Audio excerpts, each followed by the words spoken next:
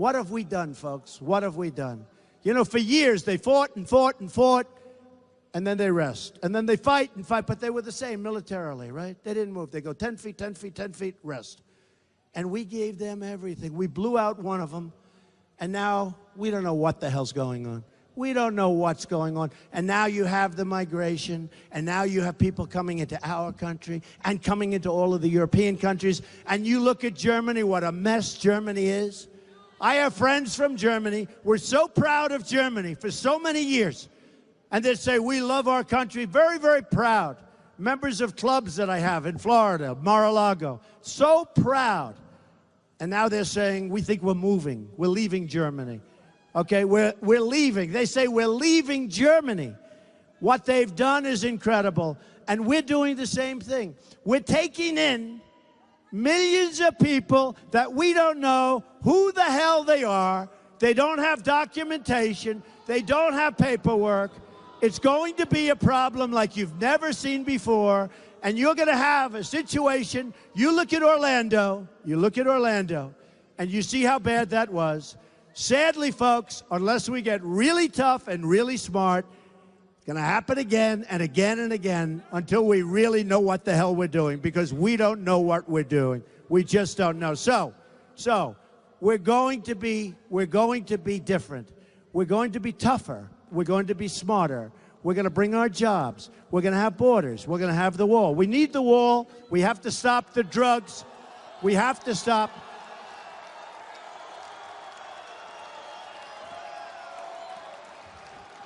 Who's going to pay for the wall? Tell me. It's going to happen.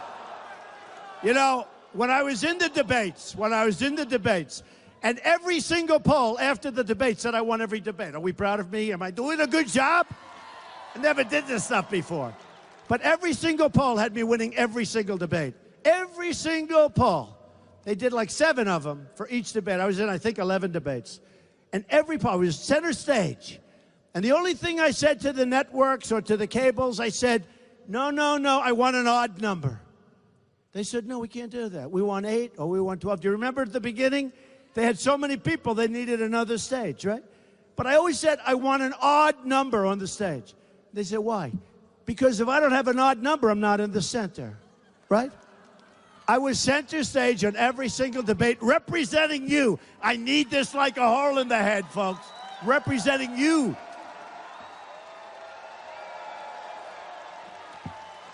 So we won, and we're going to keep winning. We're going to keep winning. We're going to win so much. We are going to win so much, and we have to win. We have no choice. Remember one other thing, and one of the folks just said it. I just had a meeting with some great people, and they just said, Mr. Trump, a lot of times during your speeches, you don't mention one of the most important things that you're going to do. Supreme Court justices. Okay? Supreme Court justices. And we're going to put in great intellects, conservative people, highly vetted, highly respected. We're going to have great Supreme Court judges. Now, if Hillary Clinton gets in, folks, we've got Venezuela. Take a look at what's happening in Venezuela. We've got high taxes, and we've got a country that's going to be a disaster. And we're heading in that direction now. We're heading in that direction now. So remember, one of the things that we're doing all together, and I actually put out, you saw it, Federalist Society, they're like the gold standard. Checked out also Heritage and others. We put out a list of 11. I'm going to add 4, probably 4 more, 3 or 4 more. And they're going to be great names. And we're going to pick among them, or somebody very similar, high quality. But if we don't do that, we are really in trouble. Judge Scalia passed away. Judge Scalia was a great person, a great man, and a great justice, okay? A great justice. And that was unexpected. And remember, this coming president probably will have 3 judges, including Justice Scalia. Probably will have 3, but could have 4 and could have 5. It could be record-setting, the biggest ever. It could be the biggest ever. And we have to do something, and we have to make sure, and I sort of, you know, I get a kick. when these poor, poor people that have been fighting me forever, they just don't understand. They can't beat me. They just can't beat me. So now I hear, and we'll just finish off. So I hear they want to try and do something at the convention. Wouldn't it be funny if Trump gets record-setting votes, the biggest in history, has unbelievable number of states, and somebody that was beat like a drum says, our nominee is that. First of all, it's not legal, can't do it. Second of all, the Republican National Committee is with me 100%. Reince Priebus, a very good guy. He said this is the most ridiculous thing I've ever heard. Third of all, I think it's just a pure fabrication by the press. But if there is one of the guys, one of the people that he defeated, you know, it's possible. They don't take it easy. And it was a rough look. It was a rough go. People say it was the single roughest primary they've ever seen. Whether it is, whether it wasn't, I don't know. But it was pretty tough, right? And there were some badly injured and wounded people there. And I wouldn't say they love me. Do you agree? I wouldn't say.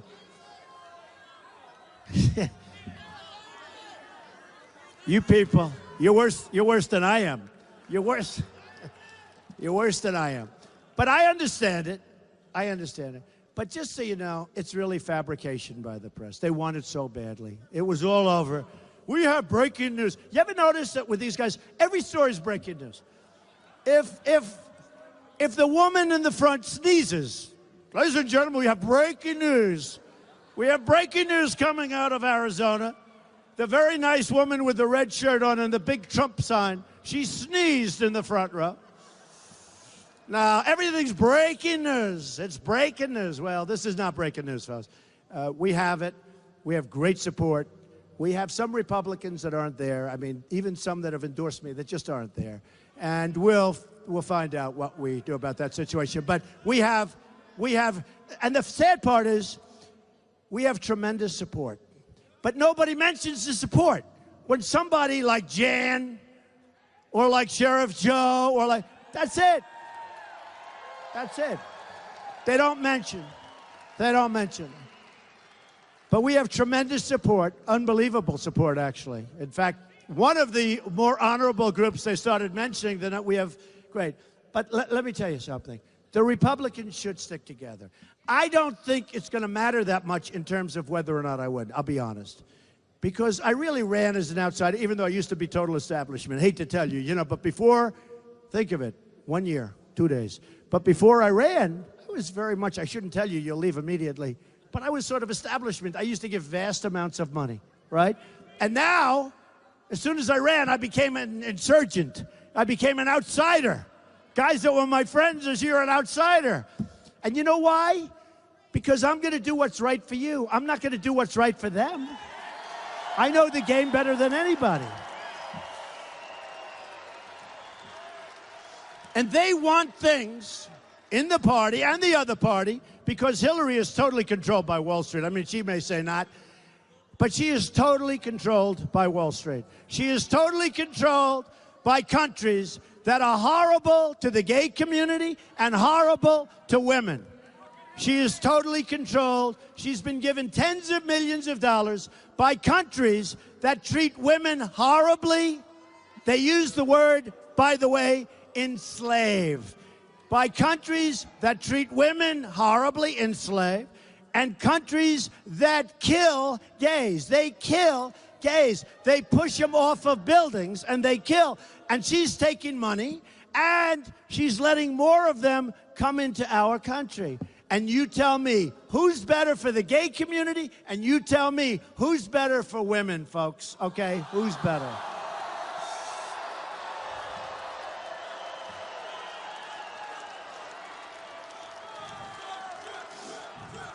So just to finish off, thank you.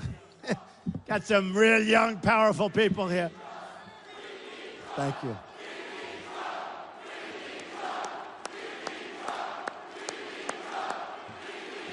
That's great. Thank you. Thank you. So just to finish off, we have a movement going on.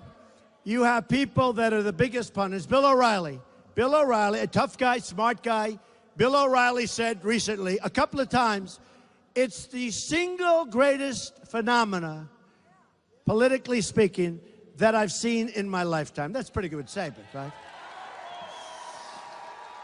Talking about the movement. Others have said the same thing. Others that hate me have said the same thing.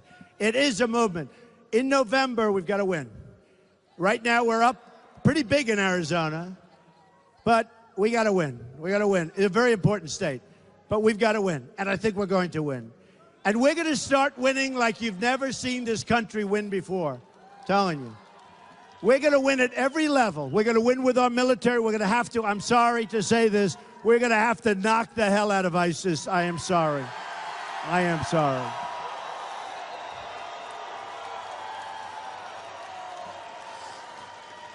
We are going to win for our vets. Our vets have been mistreated, and you know better than anybody.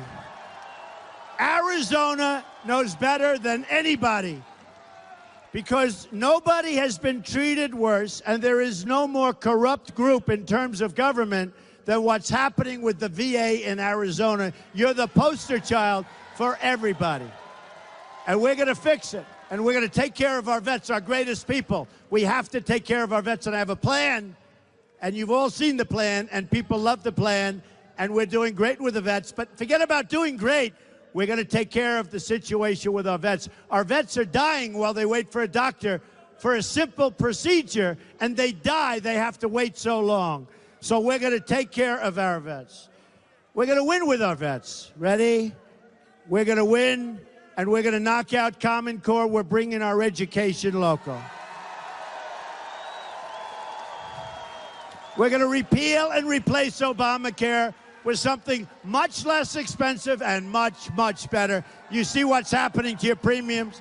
You see what's happening to you. Your deductibles are going through the roof. You can never use it unless you die a really long, horrible spell and then go at the end. The deductibles on Obamacare are so high that you'll never be able to use it.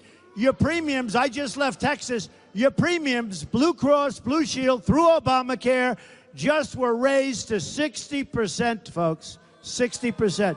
And bigger numbers are coming on November 1st, much bigger numbers. It's a failure. It's a total. And by the way, I wish it was successful. I don't mind saying I don't have to fix everything. I wish it were successful. It's a disaster. We're going to fix Obamacare. We're going to repeal it and replace it, okay?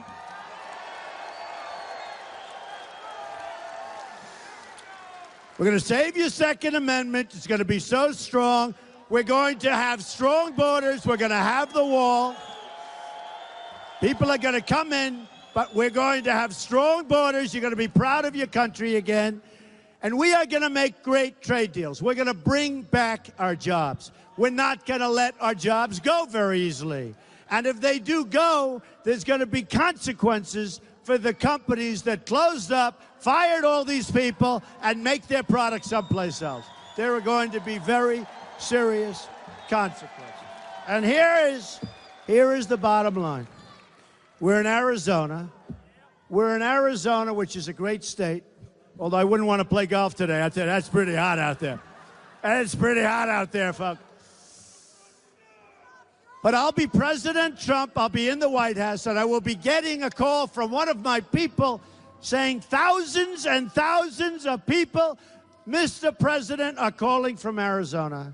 They're devastated. We're winning too much, Mr. President. They don't like it. They're not used to it. They can't take it. They're having a hard time handling it. Mr. President, sir, they don't want you to win so much. You're winning with the military. We're going to beat ISIS. You're winning with the border. You're winning with trade. You're winning for our vets. You're winning with everything, Mr. President. You're driving the people of Arizona crazy.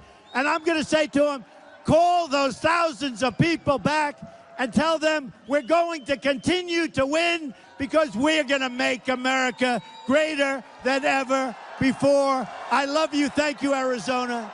Thank you. Thank you, Arizona. Thank you. We love you. Thank you, everybody.